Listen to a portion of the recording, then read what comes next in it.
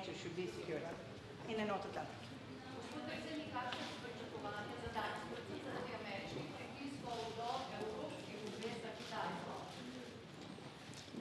Good morning to everybody. Slovenia is celebrating 30 years of its independence and its statehood. Most probably this wouldn't be possible if NATO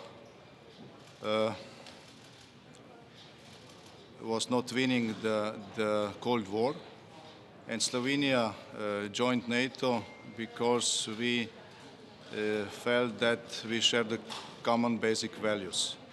And the common basic values is still something which is the core of North Atlantic Alliance.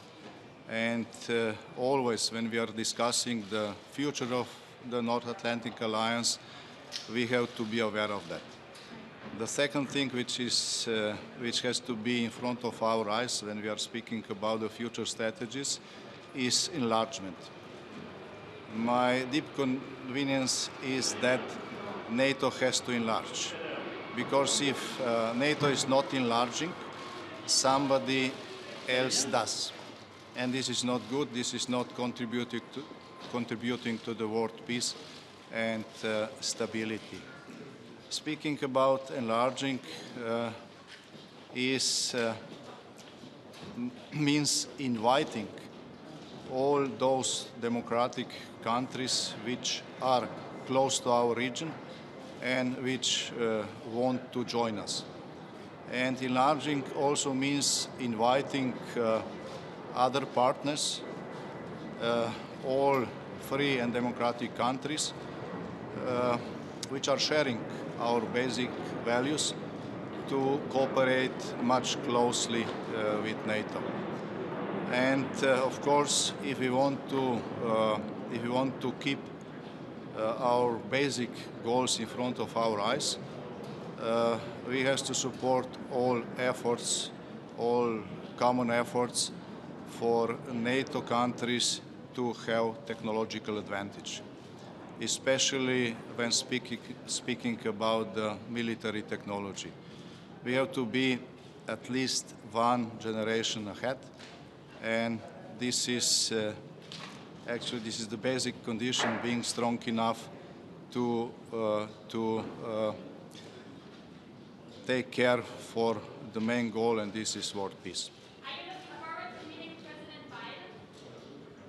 Excuse me? Are you looking forward to meeting U.S. President Biden? I'm looking forward to meet all 29 colleagues. Yeah?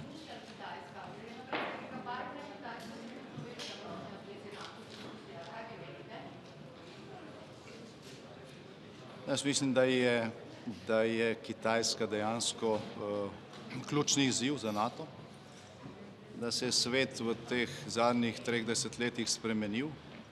Spremenile so se grožnje, nekatere so ostale, nekaterih ni več, nastale so pa druge. In ko govorimo o Kitajski, je to zagotovo tema, ki bo prevladovala ne samo na tem, ampak tudi na prihodnjih vrhovih.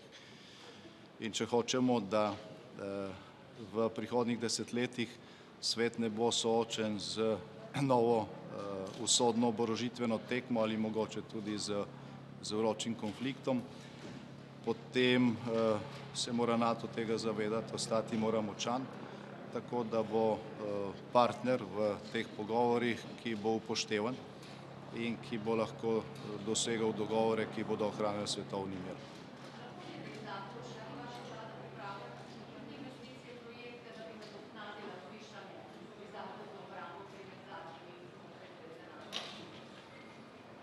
Torej Slovenija žal doslej po svojih prispevkih po svojih finančnih prispevkih k skupni severnoatlantski varnosti ni ravno izstopala v pozitivno smer. V času mandata te vlade smo te trende obrnili.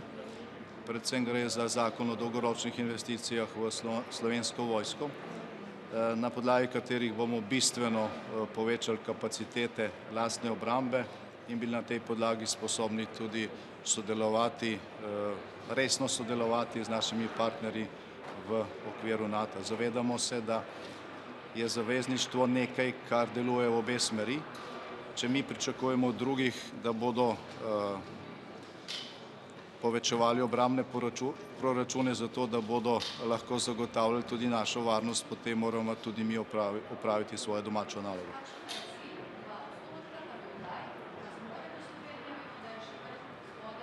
Cilj je NATO določil formalno že leto 2014. Ta cilj je razumen, vendar ga Slovenija v prihodnjih letih s tem trendom še ne bo mogla doseči. Računamo pa, da bo Slovenija leta 2030 tista članica NATO, ki bo lahko s ponosom rekla, veseli smo, da vi skrbite za našo varnost, vendar tudi mi v enaki meri lahko poskrbimo za našo skupno varnost. Hvala lepa.